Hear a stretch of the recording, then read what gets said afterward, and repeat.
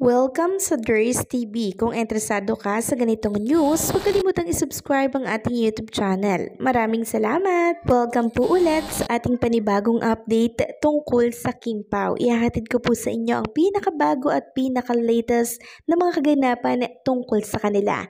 Kaya naman kung hindi ka pa subscriber ng ating channel, pindutin nyo na ang notification bell para lagi kayong updated sa mga balitang trending at napapanahon.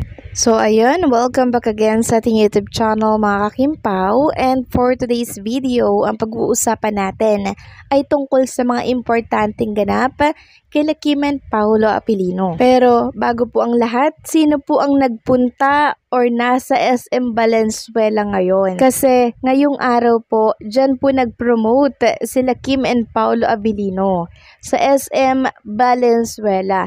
So kung kahapon may ganap sila sa SM Antipolo, eto na naman ngayong araw at talaga namang nag-promote na naman sila SM Valenzuela. So ang dami pa pong naka-line up mga kakimpaw na mall tour ni Kim and Paolo Abilino. So talagang napaka-hectic po ng schedule nila. And hindi siyempre sila mapapagod kasi para po yun sa kanilang pelikula. And hopefully supportahan natin sila dyan. Gawin nating blockbuster ang kanilang first ever movie, no, dito po sa big screen or sa takilya. So, hindi lamang po Kim Pao ang nandirito sa SM Valenzuela. Hindi lamang po sila ang pumunta dyan. Maging ang iba pa pong mga cast, no, ng My Love Will Make You Disappear ay present dyan. And hosted ito by Milo Almeida Jr. with special performances from Jel Ray, David Young, Nico Crisostomo, and Ellie Padilla. And ipapasilip ko nga at ipapakita sa inyo ang ganap dito po sa SM Valenzuela. So ganyan lang naman kadami yung mga taong pumupunta sa mga event or sa mga mall tour ni Kim and Paolo Abilino. Grabe, punong-puno po lahat. So kung kahapon punong-puno, ngayong araw punong-puno po ulit. So kahit saan man pong SM napuntahan ni Kim and Paolo Abilino, kahit saang mall mga kakimpaw, talaga namang dinadagsa po sila ng mga supporters. Nakakatuwa, no? And dahil dyan, nakikita ko talaga na magba-blockbuster ang kanilang pelikula kasi ang dami pong supporters ng Kim Pao. So itong moment na to ay wala pa po si Kim and Paolo Abilino ha, pero grabe na yung tao, ang dami nag-aantay sa kanila. Like kahapon, ganun din yung setup, wala pa si Kim and Paolo Abilino pero punong-puno na ng mga tao yung mall, diba, sa SM Antipolo. Tapos ngayon, grabe mga kakimpaw, mapababa, mapataas, punong-puno po para lamang makita at masilayan si Kim and Paolo.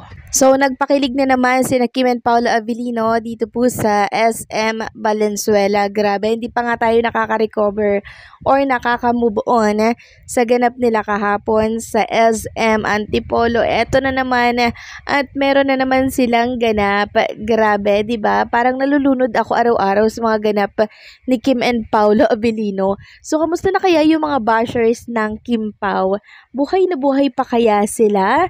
Kinakaya pa kaya nila yung mga nakikita po nila sa tambalan ni Kim and Paolo? For sure, hindi na po yan, ano? Or nag-left the earth na lamang sila. Samantalang, next topic naman tayo. Tungkol ito kay Kim and Paolo Abilino nung time na Mia po sila or nung time na may tumakas po sa gym. Tapos nung time na yon ay wala rin po si Chinita Princess sa It's Showtime. So meron tayong nasagap na balita tungkol dyan. Mula ito sa post ng isang netizen sa X na siyang shinare naman ng isang Kim Pao fans dito sa Facebook. Sabi niya, "Oh yay, mukhang kilala ko kung sino tong lovebirds na to." So eto po, wala naman siyang tinutukoy na pangalan dito. Pero alam na po ng mga Kim Pao Nation ang tinutukoy dito sa blind item. Sabi dito, ang bulong ng ibon, may na-spotted lovebirds na nagpunta sa isang private resort nakaraan lang sa Laguna. Sinetch ite, di ko sinasabing si Cookie at Paugi to, pero parang gano'n na nga. So, si Cookie, kilala niyo naman siya kung sino siya, and syempre si Paugi, si Chinita at si Paulo Abilino. Yan po ang hula ng mga Kimpaw Nation. So, pumunta daw sa private resort dyan sa Laguna.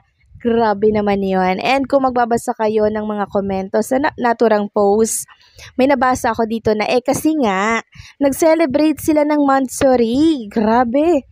Nag-celebrate pala ng Montsori ang lovebirds sa isang resort sa Laguna. Nako, dyan sa Laguna, mga kakimpaw, napakaganda po ng resort dyan. Tapos, tahimik, and maganda yung tanawin, 'di ba? I'm sure na enjoy yon ng mag-lovebirds na nagpunta po dyan sa Laguna sa private resort na yan. Nako, private resort pa kayo, ha? Kala nyo walang nakakakilala at nakakaalam ng ganap. So, monthsary pala ng dalawa. Kaya naman pala may nagmiya at may umabsent naman sa show. Sabi ng isa, kaya may hindi pumasok O, ayun, 'di ba? Absent nga siya noon sa It's Showtime. Tapos yung isa tumakas sa gym. Grabe. Sabi pa ng isa dito, so every 19 up naman pala, pero ang pagkakasabi 1 year na sila mahigit. Ang balita pa sinagot daw ni SK si BMC dun sa unang kissing scene nila. Matatandaan na yon daw ang fab scene ni Paulo sa What's Wrong with Secretary Kim. Doon daw nabasag ang barrier ni BMC.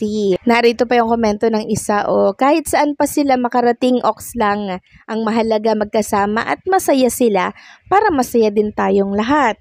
May nagkomento pa na mas mabuti na wag na silang umamin para kilig pa more. So, wala na silang aaminin, mga kakimpaw.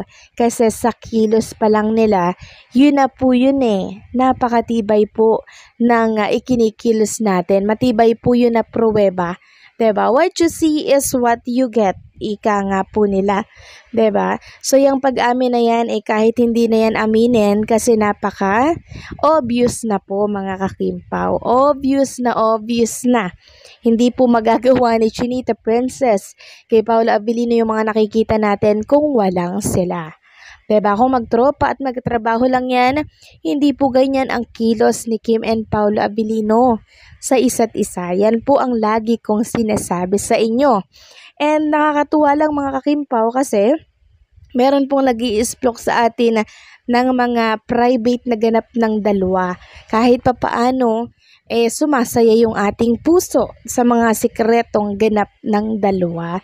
So, meron palang tumakas, nagpunta sa Laguna para mag-celebrate ng monthsary.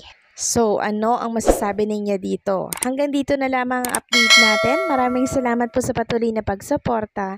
And don't forget to like, share, comment, and subscribe.